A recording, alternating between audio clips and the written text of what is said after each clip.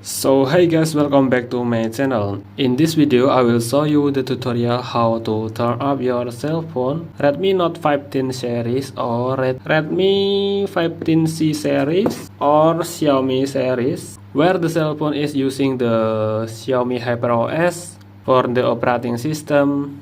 So to turn off the cell phone you can using the setting icon, and then you can go to the additional setting, tap on gesture shortcut, and then you can select on power up like this, and you can change it to the press and hold the power button and then go back.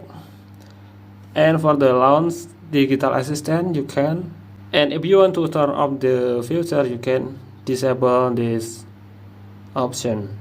So you can turn off your Redmi Note 15, Redmi Note 15C or another cell phone that using Xiaomi HyperOS operating system. So guys, thanks for watching. Don't forget to like and subscribe.